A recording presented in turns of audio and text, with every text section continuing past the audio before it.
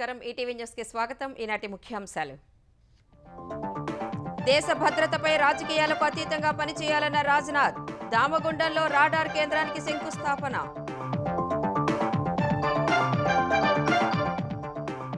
దేశ భద్రతకు కలిసి నడుస్తామన్న రేవంత్ రెడ్డి రాడార్ కేంద్రం ఏర్పాటుకు తెలంగాణ సహకారంపై రాజ్నాథ్ ప్రశంసలు తెలంగాణలో గ్రూప్ 1 మెయిన్స్ కు మార్గం సుగమం నోటిఫికేషన్ తుది కీపై దాఖలైన పిటిషన్లు కొట్టివేసిన హైకోర్టు రేపు ఏపీ మంత్రివర్గం కీలక భేటీ నూతన పాలసీలపై చర్చించనున్న కేబినెట్ 6 విధానాలను ఆమోదించే అవకాశం అల్పపీడనం ప్రభావంతో ఏపీలో విస్తారంగా వానలు బాపట్ల నెల్లూరు జిల్లాల్లో జలమయమైన లోతట్టు ప్రాంతాలు తెలుగు రాష్ట్రాల ఐఏఎస్లకు క్యాట్లో దక్కని ఊరట డీఓపీటీ ఆదేశాలపై మధ్యంతర ఉత్తర్వులు ఇచ్చేందుకు నిరాకరణ మహారాష్ట్రలో నవంబర్ 20న అసెంబ్లీ ఎన్నికల పోలింగ్ జార్ఖండ్లో 13, 20న ఓటింగ్ 23న ఓట్ల లెక్కింపు భారత్పై కెనడా ప్రధాని అక్కసు బిష్నోయ్ గ్యాంగ్తో భారత ఏజెంట్లకు లింకులున్నట్లు ఆరోపణ కొట్టిపారేసిన కేంద్రం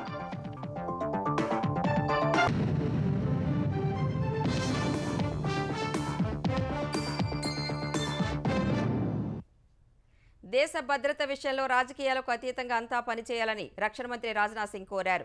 వికారాబాద్ జిల్లాలో వెరీలో ఫ్రీక్వెన్సీ నావల్ కేంద్రానికి శంకుస్థాపన చేసిన ఆయన ఇది పూర్తయితే తీర రక్షణ దళాలకు చాలా ప్రయోజనకరంగా ఉంటుందన్నారు.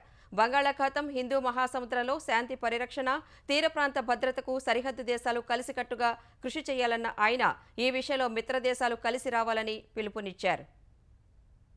వికారాబాద్ జిల్లా దామగుండంలో very low frequency naval radar station నిర్మాణానికి రక్షణ శాఖ మంత్రి రాజ్నాథ్ శంకుస్థాపన చేశారు. సీఎం రేవంత్ రెడ్డి, కేంద్ర హోంశాఖ సహాయ మంత్రి బండి సంజయ్, ఇతర ప్రజాప్రతినిధులు ఈ కార్యక్రమంలో పాల్గొన్నారు. రామగుండంలో వీఎల్ఎఫ్ కేంద్రం ఏర్పాటుపై కొందరు లేనిపోని ఆరోపణలతో వివాదాలకు తెరలేపుతున్నారని సీఎం రేవంత్ రెడ్డి విమర్శించారు.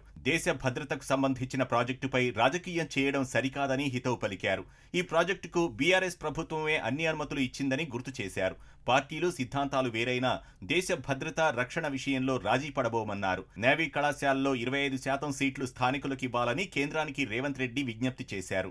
నేను ముఖ్యమంత్రి అయిన తర్వాత ఈ ప్రాజెక్టును ప్రారంభించుకోవాలని చెప్పి రాజ్నాథ్ సింగ్ గారు నన్ను అడగడంతో దేశ భద్రతకు సంబంధించిన విషయంలో మనం రాజీ పడకూడదు అని ఈ కార్యక్రమాన్ని ఇంకా ముందుకు కొనసాగించను.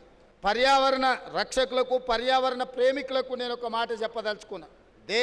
దేశంలో ఉన్న ప్రజలు ఉంటేనే ఈ పర్యావరణం గురించి మనము చర్చించుకుంటాము.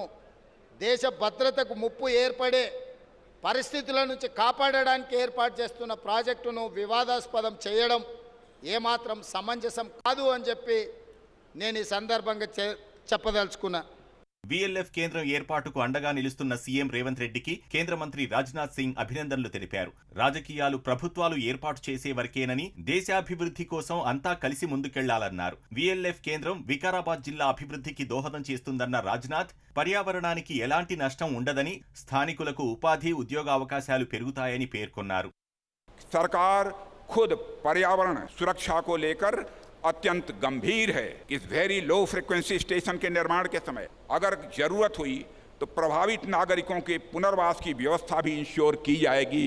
लेकिन मैं समझता हूं शायद आवश्यकता इसे न महसूस. पिछले 35 वर्षों से INS कट्टा बोमन में जो हमारा कम्युनिकेशन स्टेशन इस समय कार्यरत है, उसने भी वहां लोकल इकोसिस्टम पर किसी प्रकार का नेगेटिव इम्पैक्ट नहीं होने दिया है. हम इस VLF स्टेशन में और भी नई टेक्नोलॉजी के साथ यह सुनिश्चित कर रहे हैं कि पर्यावरण पर किसी भी प्रकार का एडवर्स इम्पैक्ट न पड़े. इस वेरी लो फ्रिक्वेंसी स्टेशन के निर्माण से जुड़े सभी स्टेक होल्डर्स को भी मैं अपनी तरफ से हार्दिक बधाई देता हूं. तेलंगाना सरकार का और विशेष रूप से तेलंगाना के माननीय मुख्यमंत्री श्री A. रेवंत रेड्डी जी का भी विशेष योगदान के लिए मैं तहे दिल आभार व्यक्त करता हूं.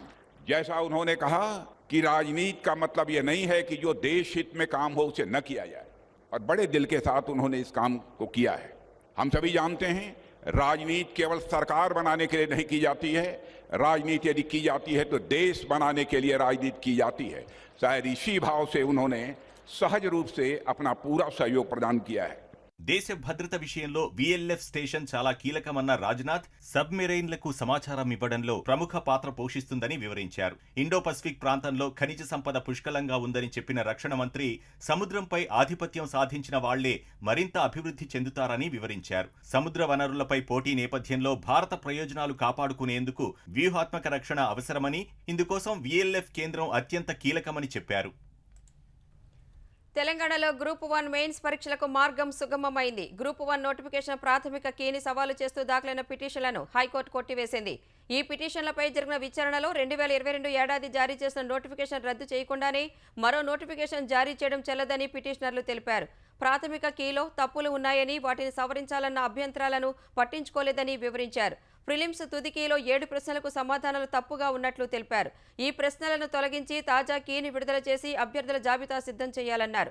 అటు గ్రూప్ 1 ప్రిలిమ్స్ రాసిన 3 లక్షల మందిలో 7,191 అభ్యంతరాలు స్వీకరించినట్లు టీజీపీఎస్సీ కోర్టుకు తెలిపింది. అభ్యంతరాలను సబ్జెక్టుల వారి నిపుణుల కమిటీ ఆమోదం తర్వాతే ఫలితాలు విడుదల చేసినట్లు వివరించింది. ప్రస్తుతం పిటిషన్లు దాఖలు చేసిన 5గురిలో ఒక్కరు మాత్రమే అభ్యంతరాలు తెలిపారని వివరించారు. ఒకరిద్దరికి అర్థం కానంత మాత్రాన అవి తప్పులు కాదని టీజీపీఎస్సీ కోర్టుకు వివరించింది. ఈ నెల 21 నుంచి మెయిన్స్ పరీక్షలు జరగనున్న దశలో కోర్టులు జోక్యం చేసుకుంటే అభ్యర్థులకు నష్టం జరుగుతుందని తెలిపింది. ఈ వాదనతో ఏకీభవించిన కోర్టు 2 పిటిషన్లను కొట్టివేసింది. ఈ తీర్పుతో 21 నుంచి జరిగే గ్రూప్ 1 మెయిన్స్ కు మార్గం సుగమమైంది. గ్రూప్ 1 మెయిన్స్ కు దాదాపు 32,000 మంది అర్హత సాధించగా టీజీపీఎస్సీ ఇప్పటికే హాల్ టికెట్లను వెబ్సైట్లో ఉంచింది. తెలంగాణలో సాంకేతిక సమస్యతో తలెత్తిన గందరగోళం మధ్య డిఎస్సి 2024 ఉపాధ్యాయ పోస్టింగ్ కౌన్సిలింగ్ ప్రారంభమైంది. ఈ ఏడాది మెగా డిఎస్సి ప్రకటించిన ప్రభుత్వం ఫిబ్రవరి 29న 11,062 పోస్టులతో నోటిఫికేషన్ ఇచ్చింది. జూలై 15 నుంచి ఆగస్టు 5 వరకు డిఎస్సి పరీక్షలు నిర్వహించి ఇటీవలే ఫలితాలు విడుదల చేసింది. 10,006 ఇటీవలే నియామక పత్రాలు అందజేసింది. అందరికీ పోస్టింగులు ఇచ్చేందుకు ఇవాళ కౌన్సిలింగ్ నిర్వహించనున్నట్లు తెలిపింది. ఈ మేరకు అభ్యర్థులు ఇవాళ కౌన్సిలింగ్ కేంద్రాలకు చేరుకునే సమయానికి సాంకేతిక కారణాలతో కౌన్సిలింగ్ నిర్వహించలేకపోతున్నట్లు తెలిపింది. తదుపరి షెడ్యూల్ త్వరలో ప్రకటిస్తామని వివరించింది. తరువాత కొన్ని గంటల్లోనే సాంకేతిక సమస్యను పరిష్కరించిన పాఠశాల విద్యాశాఖ యథావిధిగా కౌన్సిలింగ్ చేపట్టింది. అప్పటికే కౌన్సిలింగ్ కేంద్రాల నుంచి వెనుదిరిగిన అభ్యర్థులకు ఫోన్ ద్వారా సమాచారం ఇచ్చి వెనక్కి పిలిపించింది. ఆంధ్రప్రదేశ్ ప్రభుత్వం రూపొందించిన నూతన పాలసీలు రేపు కేబినెట్ ముందుకు రానున్నాయి. రానున్న 5 ఏళ్లలో 20 లక్షల మందికి ఉద్యోగ అవకాశాలు కల్పించేలా వివిధ రంగాల్లో పెట్టుబడులు ఆకర్షించేందుకు ప్రభుత్వం నూతన పాలసీలను తయారు చేసింది. మొత్తం 10 శాఖల్లో నూతన విధానాలను అధికారులు సిద్ధం చేశారు. ముఖ్యమంత్రి చంద్రబాబు వరుస సమీక్షలతో పలు శాఖల్లో నూతన విధానాలపై కసరత్తు కొలిక్కి వచ్చింది. స్పీడ్ ఆఫ్ డూయింగ్ బిజినెస్ విధానాన్ని అమల్లోకి తెచ్చేలా కొత్త పాలసీల రూపకల్పన చేశారు. ఉద్యోగ కల్పనే ప్రధాన లక్ష్యంగా పరిశ్రమ వర్గాల అభిప్రాయాలు, పొరుగు రాష్ట్రాల్లో ఉత్తమ విధానాలతో కొత్త పాలసీలు రూపొందించారు. రేపు కేబినెట్ ముందుకు 6 నూతన పాలసీలు వచ్చే అవకాశం ఉంది. పారిశ్రామిక అభివృద్ధి, electronics, clean energy, MSME, food processing, private పారిశ్రామిక పార్కుల పాలసీలు కేబినెట్ ముందుకు తెచ్చేందుకు కసరత్తు చేస్తున్నారు. గ్రామీణ ప్రాంతాల్లో అభివృద్ధి పనులు చేపట్టేందుకు నిర్దేశించిన పల్లె పండుగ కార్యక్రమం విజయవంతంగా సాగుతుండడం ఆనందం కలిగిస్తోందని ముఖ్యమంత్రి చంద్రబాబు స్పష్టం చేశారు. ఏపీలోని 13,326 గ్రామాల్లో 30,000 పనులు చేపట్టాలనే బృహత్ సంకల్పాన్ని కార్యరూపంలోకి తెచ్చిన ఉప ముఖ్యమంత్రి పవన్ కళ్యాణ్ను సీఎం అభినందించారు. 4,500 కోట్లు ఖర్చుతో చేస్తున్న అభివృద్ధి పనులు గ్రామాల్లో ఉపాధి కల్పిస్తూ పల్లెల్లో మళ్లీ వెలుగులు తెస్తాయన్నారు. రానున్న రోజుల్లో ఇలాంటి మరెన్నో అభివృద్ధి కార్యక్రమాలు చేపట్టి పల్లెల్లో సంతోషాలు నింపేందుకు కూటమి ప్రభుత్వం కట్టుబడి ఉందని తేల్చి చెప్పారు. ఆంధ్రప్రదేశ్లో రహదారుల అభివృద్ధికి కేంద్రం 400 కోట్ల రూపాయలు మంజూరు చేసినందుకు కేంద్ర ఉపరితల రవాణా శాఖ మంత్రి నితిన్ గడ్కరీకి ముఖ్యమంత్రి చంద్రబాబు కృతజ్ఞతలు తెలిపారు. సిఆర్ఐఎఫ్ పథకం కింద ఏపీలో 200.06 కిలోమీటర్ల 13 రాష్ట్ర రహదారులకు ఈ 400 కోట్ల రూపాయలు మంజూరైనట్లు సీఎం వెల్లడించారు. గుంటూరు, నల్లపాడు పరిధిలో 4 లేన్ల పై వంతెనకు మరో 98 కోట్లు మంజూరైనట్లు చంద్రబాబు వివరించారు. ఈ కేటాయింపులు ఆంధ్రప్రదేశ్ అభివృద్ధి, పురోగతికి మరింత ఉపయోగపడతాయని ఆశాభావం వ్యక్తం చేశారు. ఆంధ్రప్రదేశ్ విభజన సమయంలో కేటాయించిన రాష్ట్రాలకు వెళ్లాలంటూ కేంద్ర సిబ్బంది వ్యవహారాల శాఖ డీఓపీటీ పలువురు ఐఏఎస్లకు ఇచ్చిన ఆదేశాలపై మధ్యంతర ఉత్తర్వులు ఇవ్వడానికి కేంద్ర పరిపాలన ట్రిబ్యునల్ నిరాకరించింది. డీఓపీటీ ఉత్తర్వులను సవాలు చేస్తూ ఐఏఎస్లు దాఖలు చేసిన పిటిషన్పై కేంద్రం డీఓపీటీలకు ట్రిబ్యునల్ నోటీసులు జారీ చేసింది. నవంబర్ 5లోపు కౌంటర్లు దాఖలు చేయాలని ఆదేశించింది. ఏపీ విభజన సమయంలో కేటాయించిన రాష్ట్రాలకు వెళ్లాలంటూ ఈ నెల 9న డీఓపీటీ ఇచ్చిన ఉత్తర్వులు సవాలు చేస్తూ తెలంగాణలో విధులు నిర్వహిస్తున్న ఐఏఎస్లు వాకాటి కరుణ, వాణిప్రసాద్, రొనాల్డ్ రోస్, ఆమ్రపాలి, ఏపీలో విధులు నిర్వహిస్తున్న ఐఏఎస్లు హరికిరణ్, సృజన, శివశంకర్ వేసిన పిటిషన్పై ఇవాళ క్యాట్లో విచారణ జరిగింది. ఈ విచారణలో ఐఏఎస్ల అభ్యర్థనను పరిశీలించి కేటాయింపులు జరపాలన్న హైకోర్టు ఆదేశాలను డీఓపీటీ పరిగణలోకి తీసుకోలేదని పిటిషనర్లు వాదించారు. ఈ అంశంపై వన్ మ్యాన్ కమిటీ ఏర్పాటు హైకోర్టు ఆదేశాలకు విరుద్ధమని తెలిపారు. ఈ దశలో వన్ మ్యాన్ కమిటీ ఏర్పాటు చేసినప్పుడు హైకోర్టుకు ఎందుకు వెళ్లలేదని పిటిషనర్లను క్యాట్ ప్రశ్నించింది. ఏపీలోని పలు జిల్లాల్లో వరదలు వచ్చాయని, ఆయా ప్రాంతాల్లో పనిచేయడం ఇష్టం లేదా అని అడిగింది. ఈ దశలో ప్రత్యూష సిన్హా కమిటీ ప్రకారం కేటాయింపులు జరపలేదన్న పిటిషనర్లు ఈ నెల 16లోపు కేటాయించిన రాష్ట్రాల్లో రిపోర్టు చేయాలన్న డీఓపీటీ ఉత్తర్వులను రద్దు చేయాలని కోరారు. ఇందుకు నిరాకరించింది. అటు క్యాట్ ఉత్తర్వులు వచ్చిన తర్వాత హైకోర్టును ఆశ్రయిస్తామని ఐఏఎస్లు తెలిపారు.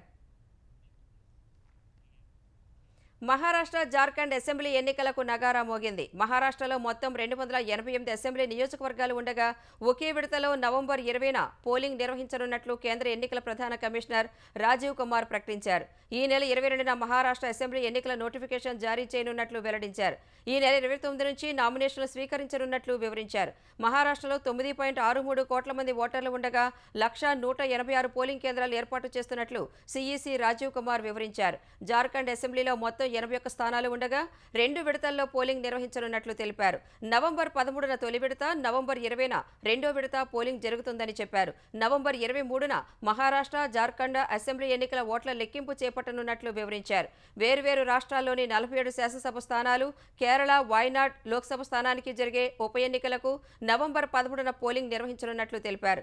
మహారాష్ట్రలో నాందేడ్, ఉత్తరాఖండ్లోని కేదార్నాథ్ అసెంబ్లీ స్థానాల ఉప ఎన్నికల పోలింగ్ నవంబర్ 20న నిర్వహిస్తామని చెప్పారు. ఈ ఫలితాలు కూడా నవంబర్ 23నే ఇస్తామని వివరించారు. బంగాళాఖాతంలో ఏర్పడిన అల్పపీడనం మరింత బలపడింది. 48 గంటల్లో వాయుగుండంగా మారే అవకాశం ఉందని అమరావతిలోని విపత్తుల నిర్వహణ సంస్థ వెల్లడించింది. ఈ ప్రభావంతో రేపు దక్షిణ కోస్తా, రాయలసీమలో విస్తృతంగా వర్షాలు కురుస్తాయని అధికారులు తెలిపారు. తీరం వెంబడి బలమైన ఈదురుగాలులు వీస్తాయని హెచ్చరించారు. మరోవైపు ఇప్పటికే కొన్ని జిల్లాల్లో ఎడతెరిపి లేకుండా వానలు కురుస్తున్నాయి. బాపట్ల జిల్లా తీర ప్రాంతాల్లో విస్తారంగా వర్షాలు పడుతున్నాయి. రేపల్లె నియోజకవర్గంలో జోరు వానతో లోతట్టు ప్రాంతాలు జలమయమయ్యాయి. రహదారులపై వర్షపు నీరు నిలిచి ప్రయాణికులు ఇబ్బందులు పడుతున్నారు. నెల్లూరు జిల్లాలో భారీ వర్షాలకు లోతట్టు ప్రాంతాలు, రోడ్లు జలమయమయ్యాయి. మర్రిపాడు మండలంలోని కేతామన్నేరు ఉధృతంగా ప్రవహిస్తోంది. అటు అనంతపురం జిల్లాలో చిరుజల్లులతో కూడిన వర్షం కురుస్తోంది. ఎగువ ప్రాంతాల నుంచి నడిమివంక కాలువకు వరద పోటెత్తే అవకాశం ఉండటంతో అధికారులను కలెక్టర్ అప్రమత్తం చేశారు. వరద వచ్చే అవకాశం ఉంటే వెంటనే ఆ ప్రాంతం నుంచి వెళ్లడానికి సిద్ధంగా ఉండాలని సూచించారు. అటు వాతావరణ శాఖ హెచ్చరికలతో జలవనరుల శాఖ అధికారులను మంత్రి రామానాయుడు అప్రమత్తం చేశారు. వరద నియంత్రణ చర్యలు చేపట్టాలని ఆదేశించారు. వాగులకు ఆకస్మిక వరదలు వచ్చే అవకాశం ఉండటం వల్ల ముందు జాగ్రత్తలు తీసుకోవాలని సూచించారు. ఆంధ్రప్రదేశ్లో జిల్లాలకు ఇన్ఛార్జ్ మంత్రులను నియమిస్తూ ప్రభుత్వం ఉత్తర్వులు జారీ చేసింది. ఉప ముఖ్యమంత్రి పవన్ కళ్యాణ్, మంత్రి నారా లోకేష్ మినహా మంత్రులకు జిల్లాలను కేటాయించారు. 4 మంత్రులకు 2 జిల్లాలు ఇచ్చారు. పశ్చిమ గోదావరి, పల్నాడు జిల్లాల బాధ్యతలను గొట్టిపాటి రవికుమార్కు అప్పగించారు. తిరుపతి, సత్యసాయి జిల్లాలకు అనగాని సత్యప్రసాద్ను ఇన్ఛార్జ్ మంత్రిగా నియమించారు. నిమ్మల రామానాయుడుకు తూర్పుగోదావరి, కర్నూలు జిల్లాలు, అచ్చెన్నాయుడుకు పార్వతీపురం, కోనసీమ జిల్లాలు కేటాయించారు. కొండపల్లి శ్రీనివాసును శ్రీకాకుళం, విజయనగరం బాధ్యతలను హోంమంత్రి అనితకు అప్పగించారు. విశాఖ జిల్లా బాధ్యతలను బాలవీరాంజనేయ స్వామి, అల్లూరు జిల్లాకు గుమ్మిడి సంధ్యారాణి, అనకాపల్లికి కొల్లు రవీంద్ర, కాకినాడకు నారాయణ, ఏలూరు బాధ్యతలను నాదెండ్ల మనోహర్కు ఇచ్చారు. ఎన్టీఆర్ జిల్లాకు సత్యకుమార్ యాదవ్, కృష్ణాకు వాసంశెట్టి సుభాష్, గుంటూరుకు కందుల దుర్గేష్, బాపట్లకు కొలుసు పార్థసారథి, ప్రకాశం జిల్లాకు ఆనం రామనారాయణ రెడ్డిని ఇన్ఛార్జీలుగా నియమించారు. నెల్లూరు జిల్లాకు నసీం మహమ్మద్ ఫరూక్, నంద్యాలకు పయ్యావుల కేశవ్, అనంతపురం టీజీ భరత్, కడపకు ఎస్ సవిత, అన్నమయ్య జిల్లాకు బీసీ జనార్దన్ రెడ్డి, చిత్తూరుకు మందపల్లి రాంప్రసాద్ రెడ్డిలను ఇన్ఛార్జ్ మంత్రులుగా నియమించారు. ఆంధ్రప్రదేశ్ హైకోర్టుకు 3 న్యాయమూర్తులకు సుప్రీంకోర్టు కొలీజియం సిఫార్సు చేసింది. హైకోర్టు న్యాయవాదులుగా ఉన్న కుంచం మహేశ్వరరావు, టి చంద్రధనశేఖర్, చల్లా గుణరంజన్ను న్యాయమూర్తులుగా నియమించాలని కోరింది. ఈ ఏడాది మే 15న హైకోర్టు ప్రధాన న్యాయమూర్తి 2 సీనియర్ న్యాయమూర్తులతో సంప్రదించిన తర్వాత ఈ ముగ్గురిని న్యాయమూర్తులుగా నియమించాలని కోరుతూ తమకు సిఫార్సు చేసినట్లు కొలీజియం తెలిపింది. ఈ పేర్లపై ఆంధ్రప్రదేశ్ ముఖ్యమంత్రి, గవర్నర్ అభిప్రాయాలను పంపలేదని పేర్కొంది. నిర్దేశిత గడువులోగా అభిప్రాయం తెలియజేయకపోతే నిబంధనల ప్రకారం వారికి ఎలాంటి అభ్యంతరం లేదనే నిర్ణయానికి రావచ్చని వివరించింది. న్యాయశాఖ మంత్రి ఈ ప్రక్రియను ముందుకు తీసుకువెళ్లవచ్చని సుప్రీంకోర్టు కొలీజియం తెలిపింది.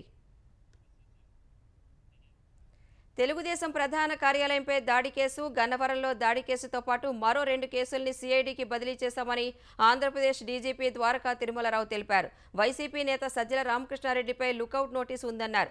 ఒక కేసులో సజ్జలకు గుంటూరు జిల్లా ఎస్పీ ఎల్ఓసీ జారీ చేశారన్న తిరుమలరావు ఆ కేసుకు సంబంధించి అదుపులోకి తీసుకునే అవకాశం ఉందని తెలిపారు. తిరుమల లడ్డూ వ్యవహారంలో ఏపీ ప్రభుత్వం ఏర్పాటు చేసిన సిట్ను సుప్రీంకోర్టు అనుమానించలేదని స్పష్టం చేశారు. స్వతంత్ర దర్యాప్తు జరగాలన్న ఉద్దేశంతోనే ప్రత్యేక బృందం ఏర్పాటు చేస్తామని చెప్పిందని గుర్తు చేశారు.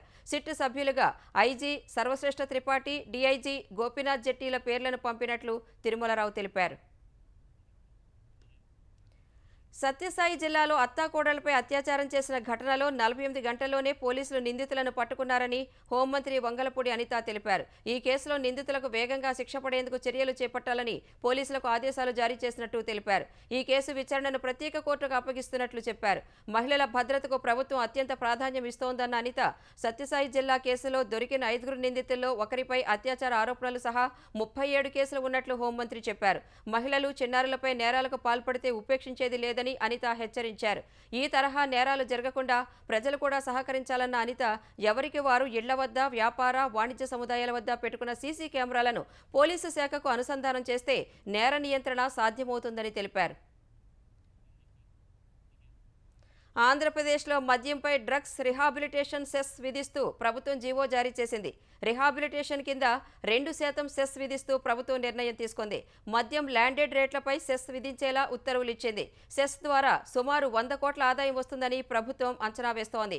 సెస్ ద్వారా వచ్చిన నిధులను డ్రగ్స్ నియంత్రణ, రిహాబిలిటేషన్ సెంటర్లకు వినియోగించనున్నట్లు తెలిపింది.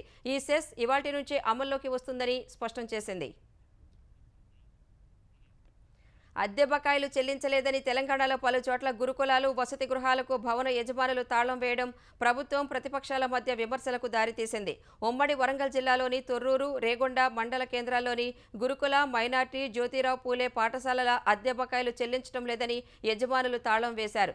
యాదాద్రి భువనగిరి జిల్లా మోత్కూరు గురుకుల పాఠశాల భవనానికి తాళం వేశారు. 9 నెలల అద్దె చెల్లించలేదని మంచిర్యాల జిల్లా బెల్లంపల్లిలోని గురుకుల భవనాలకు తాళాలు వేశారు. ఈ పరిస్థితులపై స్పందించిన బీఆర్ఎస్ కార్యనిర్వాహక అధ్యక్షుడు కేటీఆర్ గురుకులాలకు అద్దె బకాయిలు విడుదల చేయకపోవడం అంటే వాటిని శాశ్వతంగా మూసివేసే కుట్రగా కనిపిస్తోందంటూ సామాజిక మాధ్యమం ఎక్స్లో పోస్ట్ పెట్టారు. ఈ వ్యవహారంపై స్పందించిన తెలంగాణ ఉప ముఖ్యమంత్రి భట్టి విక్రమార్క గురుకుల భవనాలకు చెల్లించాల్సిన అద్దె బకాయిల చెల్లింపునకు వెంటనే నిధులు విడుదల చేయాలని అధికారులను ఆదేశించారు. అద్దె భవన యజమానులతో మాట్లాడి అన్ని సౌకర్యాలు ఉండే విధంగా చూడాలని తెలిపారు. మరోవైపు అద్దె బకాయిలపై బీఆర్ఎస్ చేసిన విమర్శలను తోసిపుచ్చిన బీసీ సంక్షేమ శాఖ మంత్రి పొన్నం ప్రభాకర్ 70% భవనాలకు గత ప్రభుత్వ హయాంలోనే అద్దె బకాయిలు పడ్డామని ఆరోపించారు. తెలంగాణ వ్యాప్తంగా 6 క్యాన్సర్, 73 ట్రామా కేర్ కేంద్రాలను ఏర్పాటు చేయనున్నట్లు వైద్య ఆరోగ్య శాఖ మంత్రి దామోదర రాజనరసింహ ప్రకటించారు.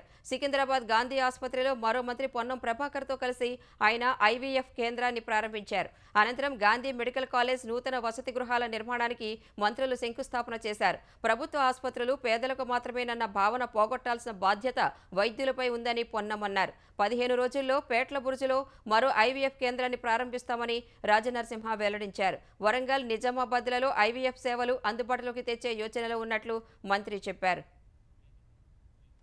కెనడా ప్రధాని జస్టిన్ ట్రూడో మరోసారి భారత్పై అక్కసు వెళ్లగక్కారు. భారత ప్రభుత్వం వ్యవస్థీకృత నేరాల ద్వారా కెనడా పౌరులను వారి సొంత గడ్డపైనే దాడి చేయడానికి తన దౌత్యవేత్తలను ఎంచుకుందని ఆరోపించారు.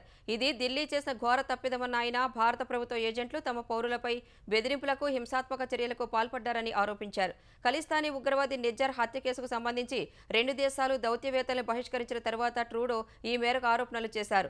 6 భారత ఏజెంట్లు తమ దేశ ప్రజా భద్రతకు ముప్పు కలిగించే కార్యకలాపాల్లో నిమగ్నమయ్యారని, చేశారని అందుకు ఆధారాలు ఉన్నట్లు తెలిపారు.